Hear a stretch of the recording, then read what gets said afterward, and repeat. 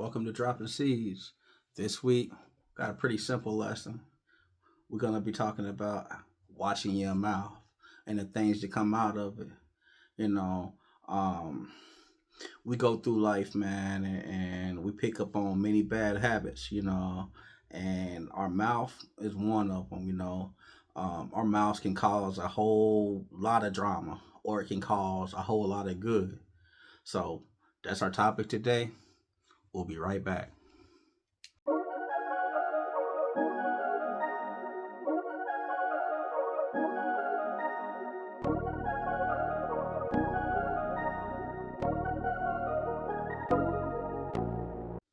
Welcome back to Dropping Seeds. Today's topic, the weight of words. I remember when I was young, growing up, my mama always be like, you better watch your mouth. You better not be out here cursing, you know. And then I went to the military, and they was big sticklers on how you speak to people. It was always like, yes, sir, no, ma'am, yeah, please, thank you. And we was always told that that was the way that we should talk. But the Lord thy God, he required the same thing. He don't want us to be speaking evil. He don't want us to have evil communications. He don't want us to be out here cursing our brothers and trying to bless God with the same mouth. You know, just like I think there's like an old chewing gum commercial. It says, "Dirty mouth, clean it up." Well, we're gonna investigate these scriptures today, and we're gonna find out what the Lord would have us to do about these dirty mouths that we have. So let's jump into it. So the first scripture we're going to jump into today is from the book of Proverbs. And we're going to read Proverbs chapter 18 and verse 21. And it says, death and life are in the power of the tongue, and they that love it shall eat the fruit thereof. So let's break this down. What does it all mean? Death and life is in the power of the tongue. Well, if you're speaking death, then you're gonna reap the fruit of death. If you speak in life, then you're gonna reap the fruit of life. We get into many situations, to where our mouth comes into play, and we get angry and we're ready to just let them have it. I'm gonna tell them what's on my mind. I'm about to go tell them off. But is that situation really warranted for that type of response? I've been with people, and you go through a drive through, and the person at the drive through might forgot something in the bag, or you get your fries and they cold, so then right back into the restaurant, and then they go in the restaurant, they done cursed out the whole establishment, like, y'all bleepity bleeps and bleepity that and everything, when it could have just been an honest mistake. You know what I'm saying? So I mean that's a perfect example of speaking death with your tongue. You turn people down, you ain't building them up, But what's an example for speaking life? We all go through situations, and sometimes good words of wisdom, good, somebody lose a loved one, you reach out, you're like, hey, hey, I know you're going through a hard time, I'm trying to, show my condolences, keep your faith in Jesus, um, we have a way with words to where we can help people, or we could break them down. But we got a lot of scriptures today, so let's just keep on jumping into it. So we're going to stay in the book of Proverbs, and we're going to go over to Proverbs chapter 13, and we're going to read verse 3. And it says, he that keepeth his mouth keepeth his life, but he that openeth wide his lips shall have destruction. So here we got this script saying that he that openeth his mouth, can bring destruction on himself. But he that keepeth his mouth, can have life. And when we look at that, sometimes, man, we'll open our mouth to say things, and we put ourselves in a situation that we never would have been involved in if we had just kept our mouth shut. I think back to like school age and stuff, and most of the fights or anything that I've got into is because I opened my mouth when I shouldn't. It might not even be a situation concerning me. So here I am ready to try to egg something on, or to say something that ain't even my business, and now all the attention is turned on me, and now I'm the one fighting. you know. Excuse me. Or on the flip side, you know, you can keep your mouth shut and not get involved in that. You know, you can't get accused of saying something if you ain't said it. You know, you ain't got to worry about the attention being on you if you ain't saying anything. You know, you can't spread a rumor. You can't be like a busybody if you ain't out talking about people. If you ain't out flapping your gums. You know, so therefore, you know, you keeping your life. You know, these are the things that the Lord doesn't like. He don't like us to be busybodies. He don't like us to be tattlers and all this stuff out here condemning people with our mouths and cursing them. You know, so sometimes it's just better just to keep your mouth shut. You know, there was many times with the Messiah, man, with Jesus. You know, that whole trial that he had with Pilate. You know, like he kept his words very few. You know, it even tells you that he opened not his mouth. You know, Pilate's asking him all kind of questions, and he's just like, "Thou said," you know. But you know, we need to take that example and follow after him. You know, there's a time for everything. You know, there's a time when we do need to open our mouths. You know, but there's also a time we just need to be quiet, keep that mouth shut. You know that. You know, my mom used to always say, "Man, that mouth could get you in trouble." You know, so in hindsight, you know, looking at that from the learnings from her, and then you know going into the scripts and realizing that the Lord thy God, you know, he asked the same thing. You know, so I mean, let's just keep examining this. Let's see what else he's saying about this. So we're still gonna stay in the book of Proverbs, and we're gonna pick it up at chapter 12 and verse 18, and it says, "There's that speaketh like the piercing of a sword, but the tongue of the wise is health." So, you know, the old phrase like sticks and stones may break my bones, but words may never hurt me. Well, the Bible speaks opposite. It says that sometimes our words can be like a piercing sword, you know, and if you can imagine being stabbed by a sword, that hurts. You know what I'm saying? It brings pain, it brings calamity. But, you know, if you really want to be wise, you know, you got to keep them lips up sometimes, you know. Sometimes wisdom, sometimes the person that's most wise in the room is the one that don't say anything at all. You know, there's always people that want to be heard. They just talking just to hear themselves sometimes, you know, and not even knowing what they're really saying. You know, coming to a situation on the back end with this opinion and all these words and this judgmental, you know, BS or whatever you want to call it, you know, and really, man, they placing their nose in businesses that it don't even belong, you know. Sometimes just watch your mouth, keep your mouth shut, you know. But anyway, let's just keep going. Like I said, man, we got a lot of scripture, so we're gonna move through this thing. So we're gonna pick this thing up at Proverbs 15:4, and it says, "A wholesome tongue is a tree of life, but perverseness therein is a breach in the spirit." I ain't got this scripture in here. I got the verse 4 in there, but verse 1, I'm gonna go ahead and read that too. So Proverbs 15:1, and it says, "A soft answer turn away wrath, but grievous words stir up anger." It says that a wholesome tongue is like a tree of life. You know, so we should be nurtured by what we say. Other people should be nurtured by what we're speaking out of our mouths. Like we shouldn't be turned down. Like the opposite of that is said that perverseness, you know, like that's the opposite of feeding somebody when they need it, like from that tree of life. And then we backed up to 15:1, which was saying that a soft answer turn away wrath.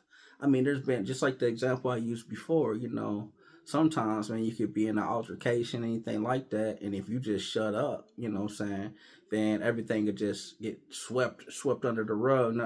Nothing proceeds on from that. But the more we start to flap them gums, the more we start to talk crazy or whatever, then you know the tension just accelerates, and before you know it, somebody done shot somebody, or you fighting, or somebody's offended, or you're saying something out of your mouth that you wish you never could have said, that you can't take back now. You know, you can apologize for it, but the fact of the matter is, you know, words hurt and they cut deep.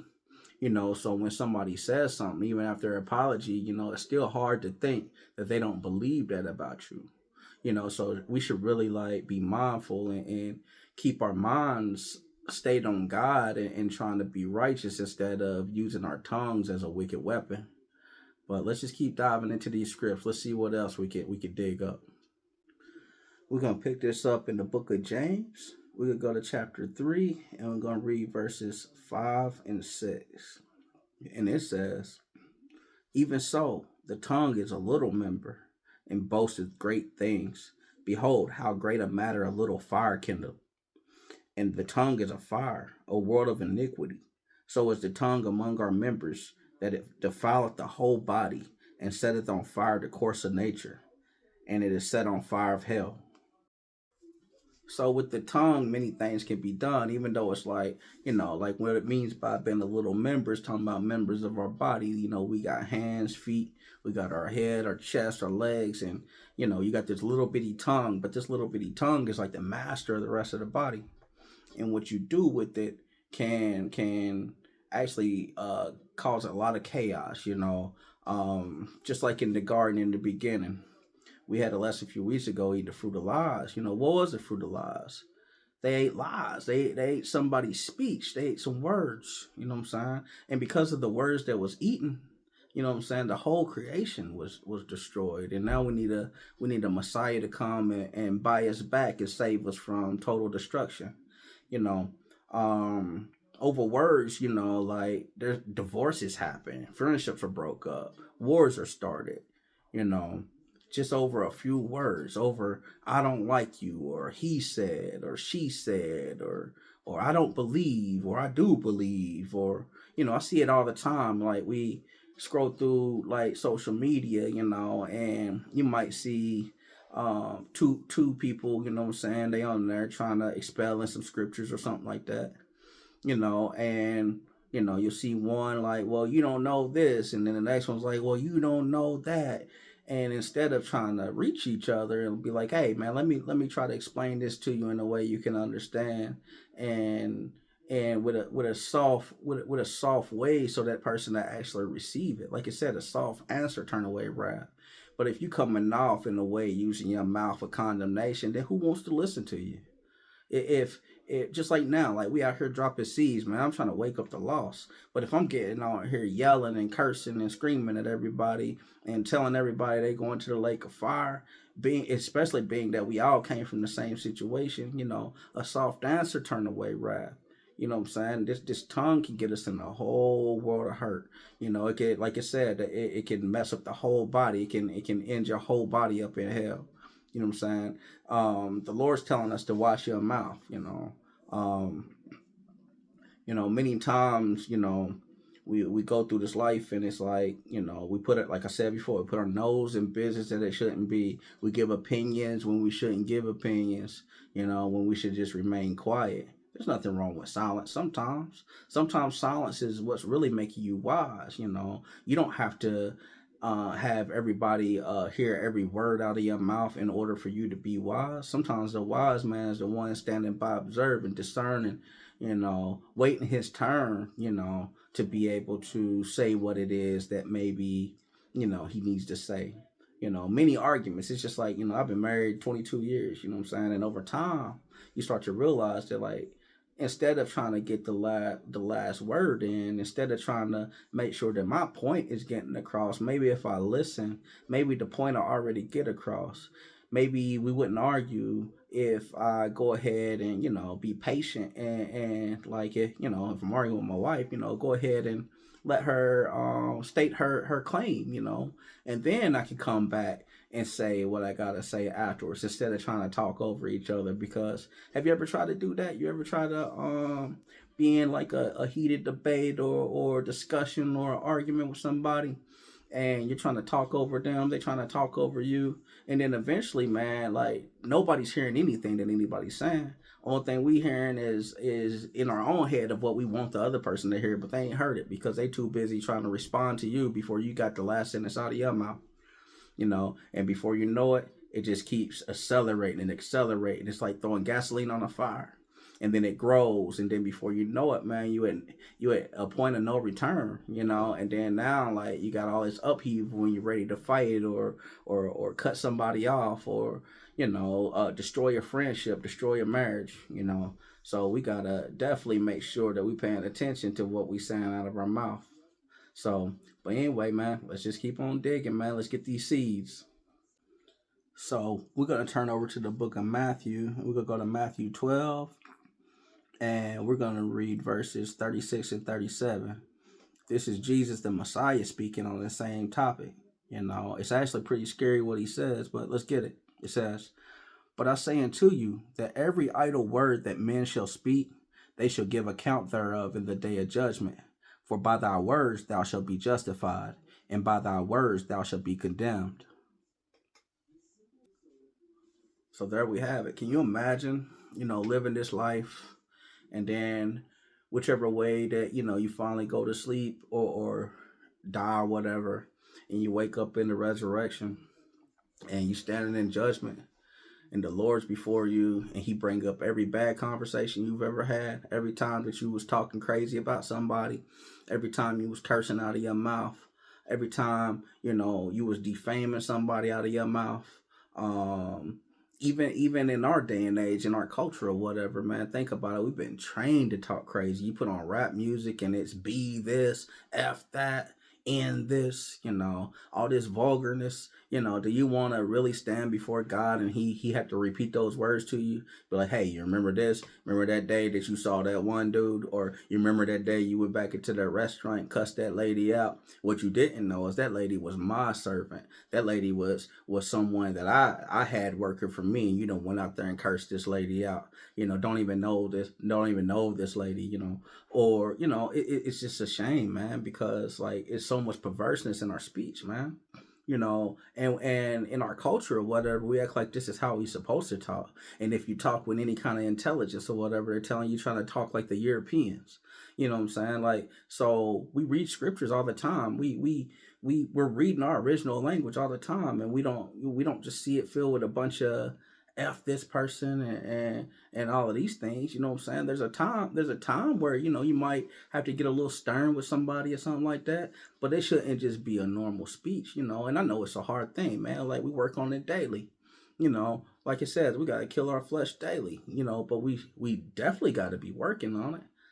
Like it says, when he come back, man, he gotta find you working, not setting your ways, not thinking that you got it all together. Like, you can't think that you are a holy vessel unto the Lord, but when you out here speaking to folks, yeah, it's vulgar, cussing people out, like cussing them out on the street, like, how you ever gonna win souls like that? you know how you gonna preach the gospel like that? How we gonna come together if it seems like that I'm putting you in trouble, like I'm your judge, like I'm not just another filthy rag. You know what I'm saying? Like, we all works in progress. So we definitely gotta make sure that we're working on it speech, and what we're saying out of our mouth. We don't wanna be keeping the law, statutes, commandments, trying to keep feast days, trying to do, a lot of things that the Lord required, but then can't get our mouth together, can't get our speech together. We don't, it'd be such a shame, like, man, you get all the way up there, or not so much up there, whatever, but get to the kingdom doors, and you like, nah, I can't let you in, and like, why can't I get in? Because, man, your mouth is too filthy. We don't do filthy mouths in here, so you got to take that in consideration.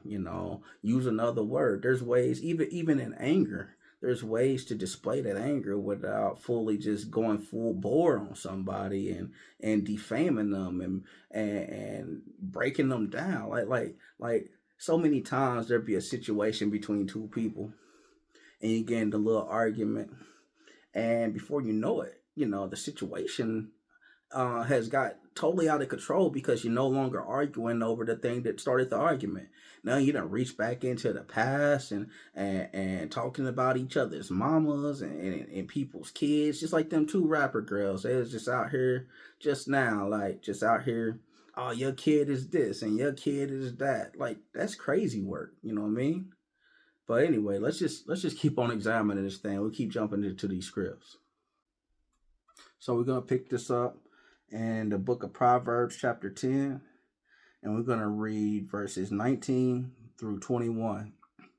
And it says, "In the multitude of words there wanteth not sin, but he that refraineth his lips is wise. The tongue of the just is as choice silver. The heart of the wicked is little worth. The lips of the righteous feed many, but fools die for want of wisdom." So again, like actually the scripts are all saying the exact same thing, man. Like just like the choice that was given on Mount Sinai back in the wilderness is like, I said in order life and death, blessings and curses. Choose life and live. It's the same thing with the tongue. Like you can use your tongue for wicked purposes, or you can use it for righteous purposes. We can use our tongues to edify, to try to bring people into the fold. We can use it to give people hope. We can use it to congratulate people, to do a whole slew of things.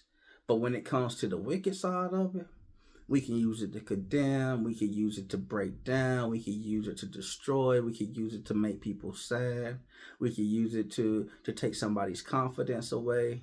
I mean, just in all honesty, man, nobody likes to be talking to. They don't want nobody talking to them crazy. So if you don't want nobody talking to you crazy, why would you go out here and talk to other people crazy? You know, um, we supposed to be seekers of wisdom, and understanding and knowledge, and if we're always hell bent on saying something smart out of our mouth, it's like growing up, like, hey, that word, like, man, he's smart, Alec. Like, well, what makes you smart, Alec? It's the way that you present your speech. It's the way that you're coming off to people.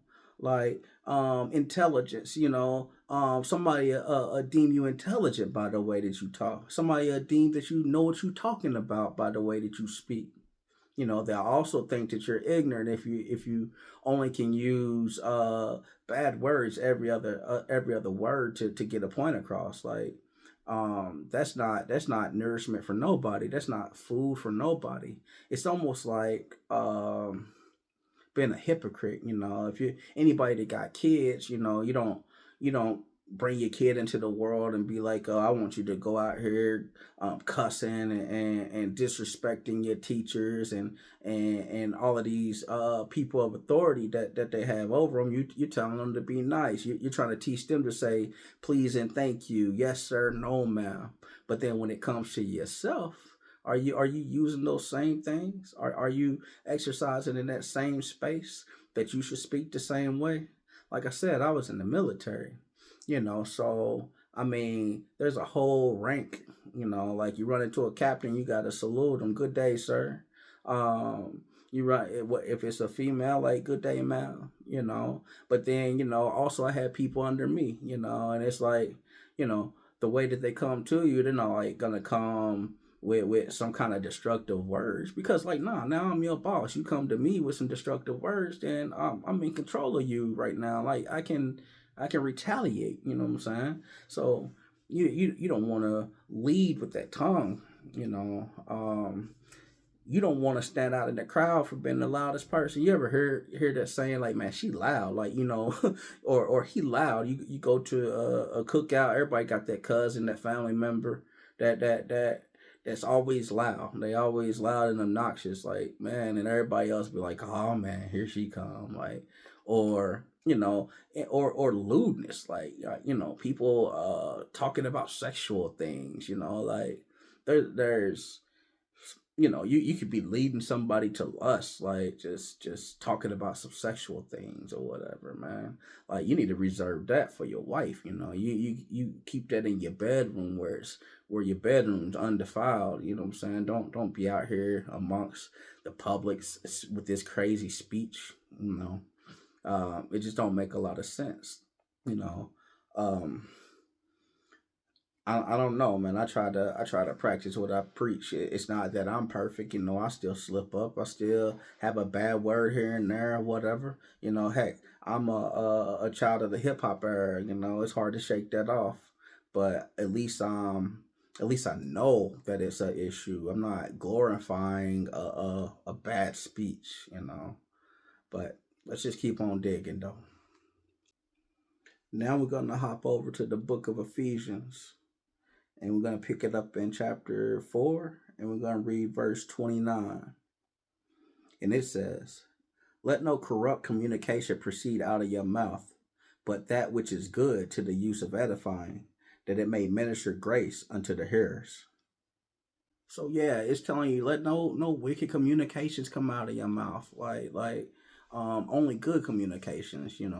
I'm having a hard time understanding. Like I see some people, you know, trying to teach or trying to edify the folks, but they're using wicked communications, calling people out of their name, instead of using these good words. Like if that person's lost at the moment, then you got to realize that that person's lost. We got to have mercy and patience, just like Jesus. He came when we was all he the things that he did. A lot of us wasn't even born. So to think that it's required for somebody to already be on your level when you're just not going to talk to them is crazy. You know what I'm saying?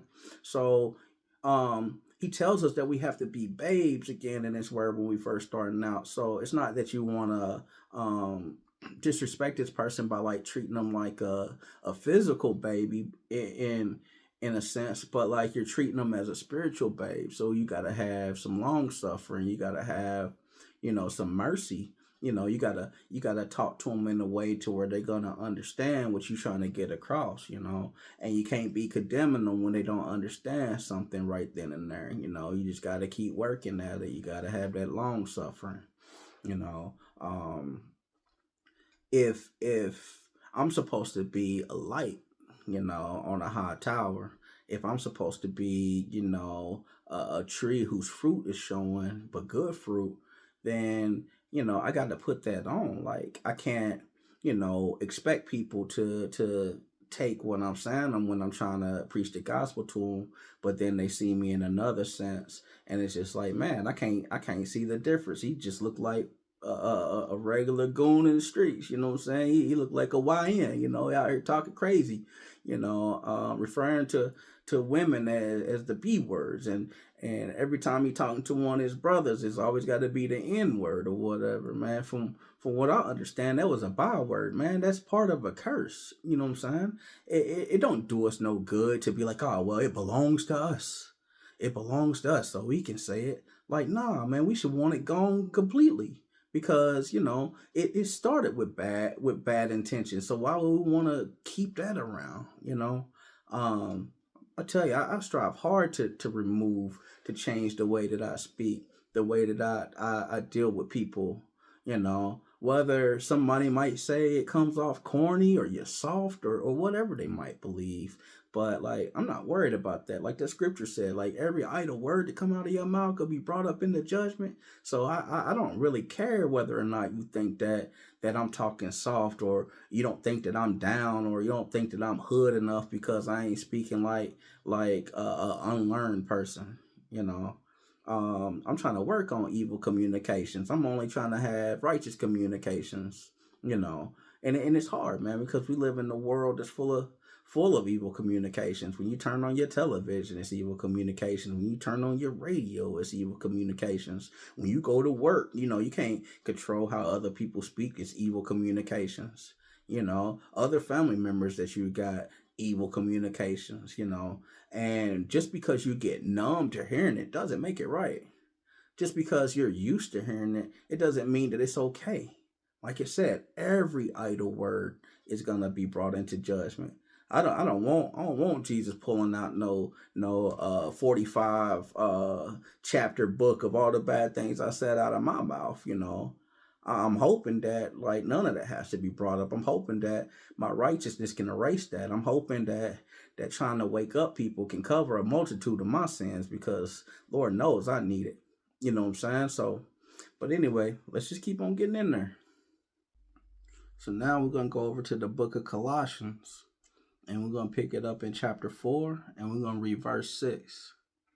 And it says, "Let your speech always be with grace, seasoned with salt, that you may know how ye ought to answer every man."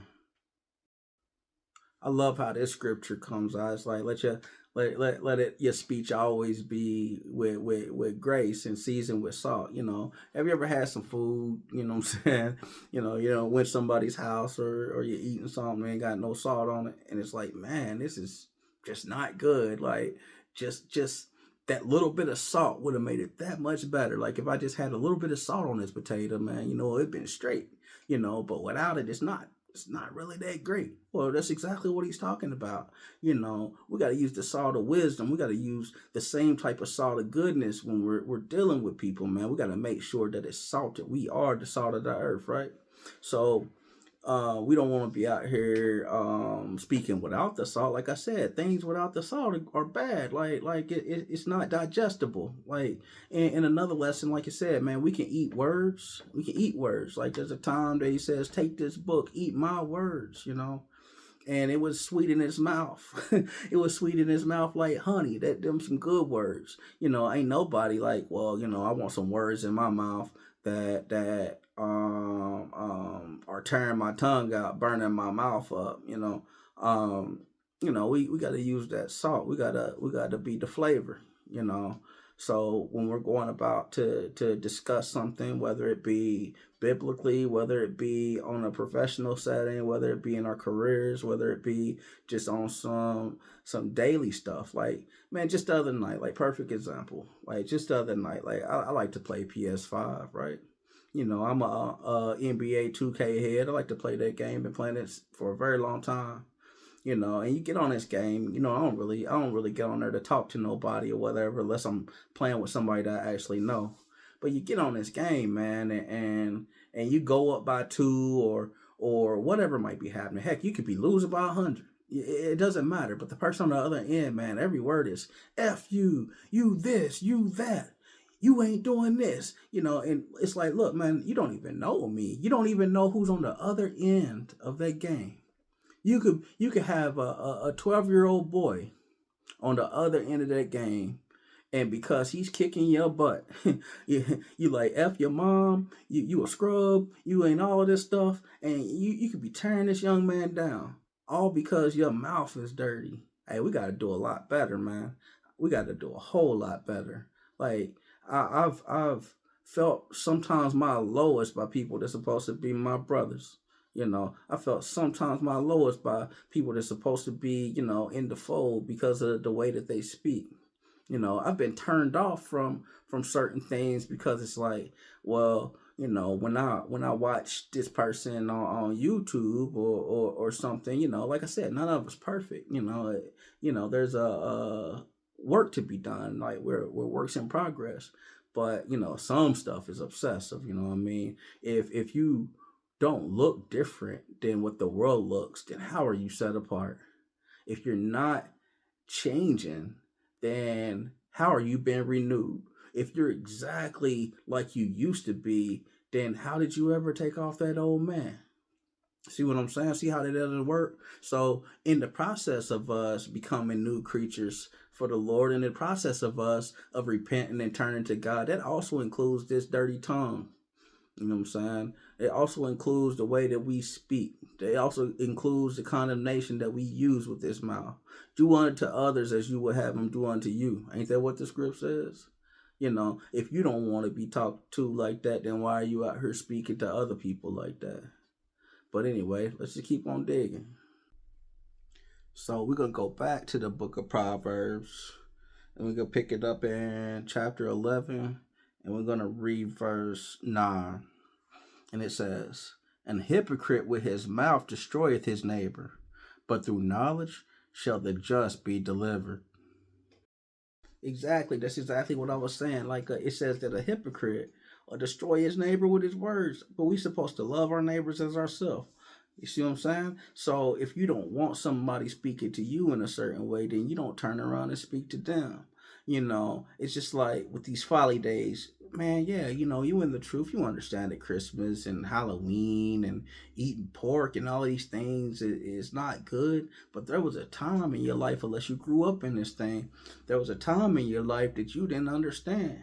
So if you was being completely judged by that, then you will be doomed. But like, nah, man, you learned over time because somebody spoke some words into you. Somebody brought the word of God to you, and you was able to renew your mind. You was able to change the way that you was living.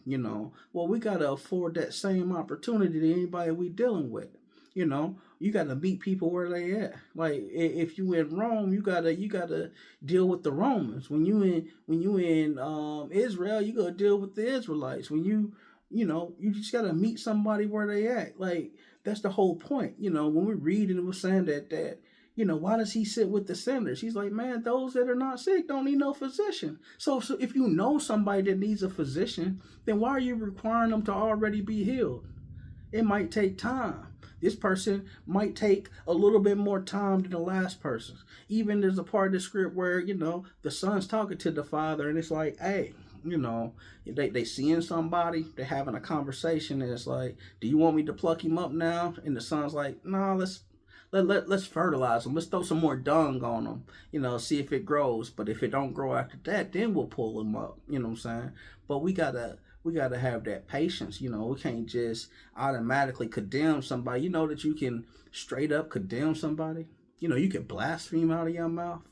You know what I'm saying? Like a lot of our belief, a lot of our work, some of that stuff is just literally based upon what you say out of your mouth and how you handle people.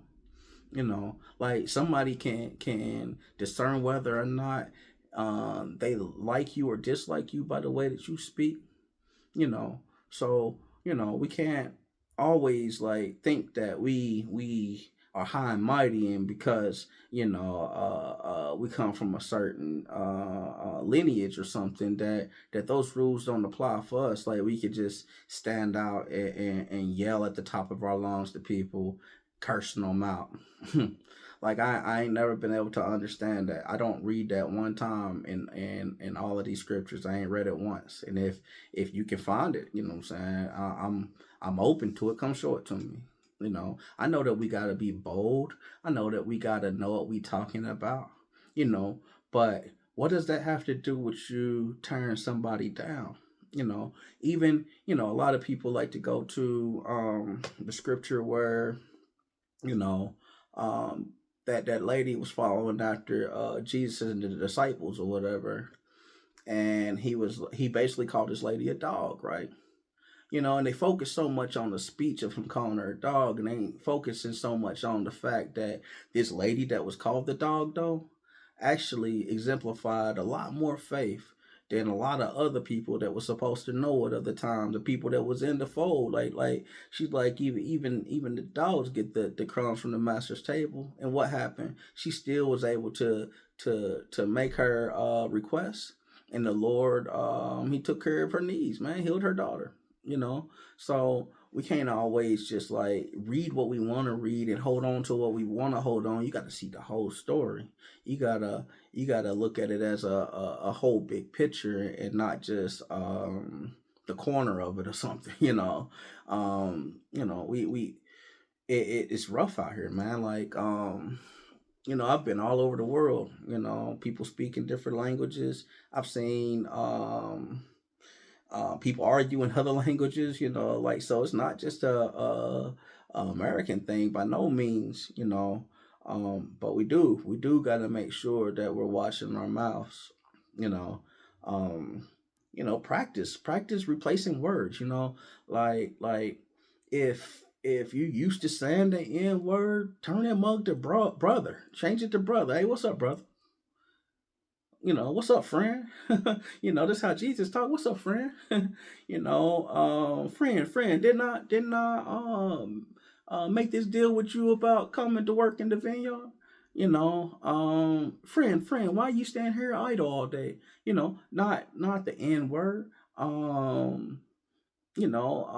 rather hey king, hey queen, hey prince, hey princess, but are so stuck on pop culture and menace to society and boys in the hood and Tupac and Biggie, not realizing that, man, this was all a scheme to destroy you, man. Yeah, man, they might be great artists or whatever, man, but what they was putting out, man, was meant to destroy us, man. Like I said, it's like, look at the matter that a small member like the tongue can cause. So now our whole speech ain't, as a whole, ain't got no salt on it. You know what I'm saying? We out here just bitter, plain, no salt, uh nasty, destroying each other, tearing each other down, not building each other up. No encouragement. How can you give somebody encouragement if you ain't got no encouraging words? you know and then I have the nerve to be like, well, yeah, well, let's it's the Sabbath, it's the Shabbat, let's go to class and have all of these nice words and speak to each other in the congregation, and when you're there, you're not calling this person the N word and this person the B word and MF this and all that craziness, But I guess the other 6 days of the week, it's like it's fair game, huh? You know. But anyway, let's just keep on digging. So we're gonna pick it up now in the book of Ecclesiastes. We go to chapter 5, and we're gonna read verse 2. And it says, "Be not rash with thy mouth, and let not thy heart be hasty to utter anything before God. For God is in heaven, and thou upon the earth. Therefore let thy words be few." So we can't be hasty with our speech. God hear everything. What really burns me, man, is there's this thing, man, that like people like to try to use Jesus as a curse word. They be like, Jay, whatever. I'm not gonna repeat it because I don't agree with it, but or they trying to damn you in God's name or something like that. And he's taking account of all of that stuff that you're saying.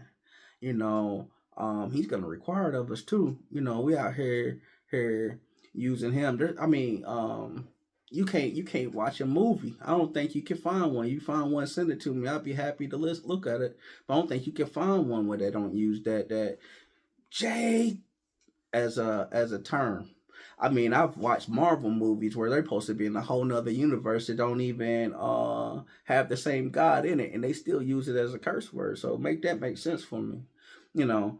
But he's taking account like that book that he writing down. He got everything that you done in it, whether it be good or whether it be bad. Now, what he gonna bring up is all up to you. So when you think about it, like, man, like, do I really want some of the things that I've done said to be known, even though he already know it.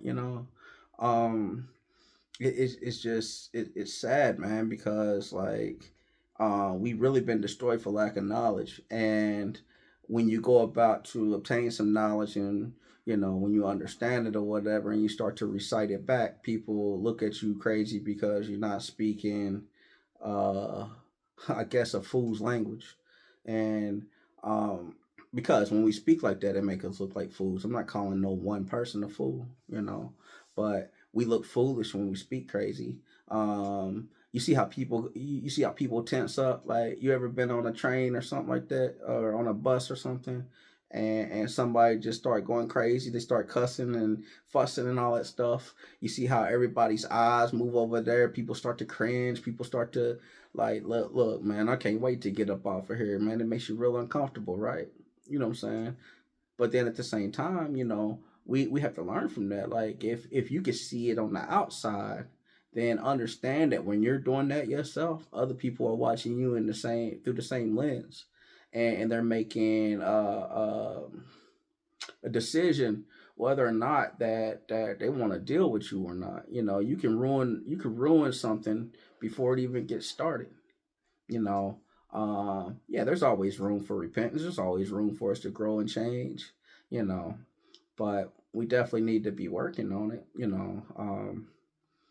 It's just one of those simple things, man. There's a lot of way more media issues in the word. There's a lot more bigger things on the plate that we got to deal with. But this little member could be the exact thing that's causing some of those bigger things. So if you start with this small member, like I said, it could set your whole body on fire. It could cast your whole body into hell just with your tongue. If we had to kept reading in that one script, it would have went ahead and told you, you know what I'm saying, like the helm of a ship is very small. You might have this big ship, just like me. Like I was in the Navy, I was on an aircraft carrier, floating city, still city, but what's driving this whole big ship is a small piece, you know what I'm saying?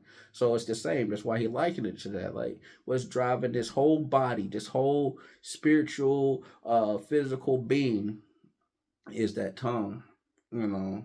So we got to make sure that our tongue is driving us in the right direction. But anyway, let's just keep going.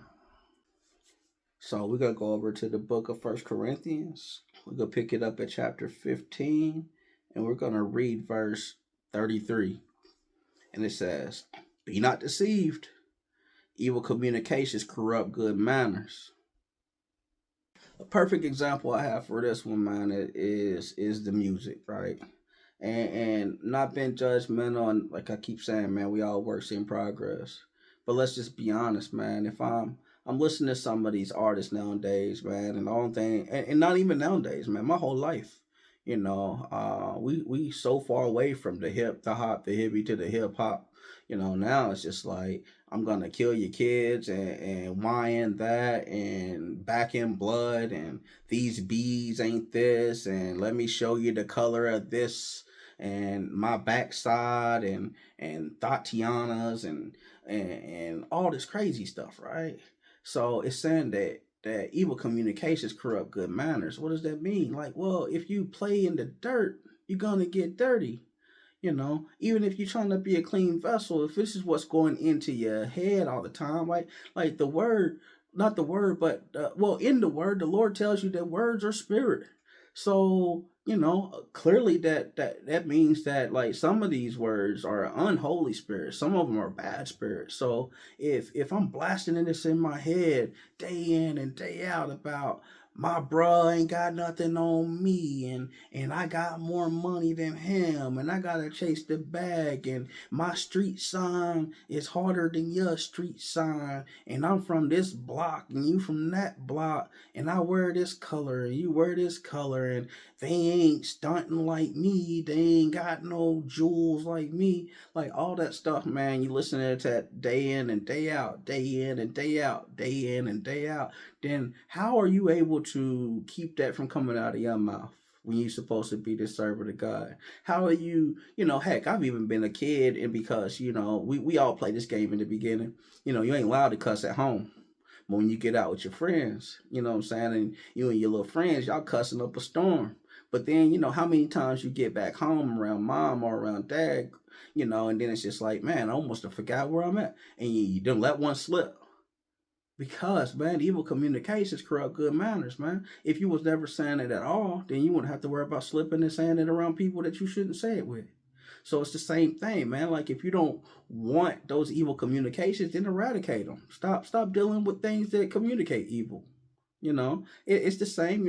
It's like if I'm watching television and something's just too crazy, man, it makes me cringe. I'm turning it. I just ain't got time for it because like it says, what fellowship does light have with darkness? You know what I'm saying? Like if what I'm teaching or if what I believe is in complete opposite of what I'm listening to, then that's a problem, and sue me if you want to, be mad at me if you want to. I'm just speaking the truth. Somebody's got to do it. I'm a truth music artist myself. I grew up listening to music. I all kinds of music from the Manhattans to the OJs to Tupac to Biggie to T.I. to Lil Wayne to Eminem. And then like I got to a certain point when I actually came into the truth, and I tried for the longest. I tried for the longest to be able to still listen to some secular music and stuff like that and work on myself through God. But I started to realize that like, man, it's hard to turn off this mouth though, because constantly I'm listening to what's in opposition of what I'm being taught. constantly I'm listening to people talking away about destruction and not about unity. So I had to put that stuff away, and then I just started to listening to my fellow brethren that was doing truth music also. Um, every once in a while, I might reminisce on some Temptations. I might go back and hear some '90s R&B or whatever when people actually still was talking about getting married and stuff like that. We go from a jagged edge era talking about let's get married to I'm trying to sleep with your wife. Like, come on, man, we got to do better. But anyway, let's just keep on jumping in. So this is gonna be our last script. We're gonna go to the book of James, chapter 1, and we're gonna pick it up at verse 19. And it's 19 through 20. And it says, Wherefore, my brethren, wherefore, my beloved brethren, let every man be swift to hear, slow to speak, and slow to wrath. For the wrath of man worketh not the righteousness of God. So there you have it. We got to be much more slow to speak and more swift to hear. We got to make sure that we hear the whole matter before we try to answer it. Before you, like, sometimes what's it called, speaking out of turn. You don't want to speak out of turn. You don't want to say something that never even needed to be said in the first place.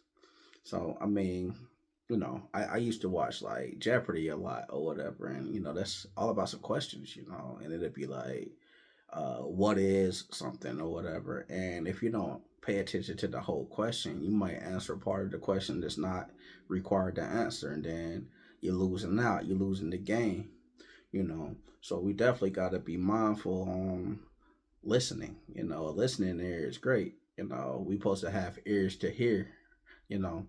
So definitely this whole lesson, should be an eye opener. Should be a great eye opener. I know that we all got a lot of work to do. We got to try to zip these lips, but we must learn to watch our mouths. And you know, in that, it's going to be better for you. It's going to be better for your salvation. Just like I said, like if every idle word is going to be brought into judgment, then it's time to limit those words now. You feel me? But anyway, this has been another segment. This is Dropping Seeds. It's your brother Joseph. Shalom.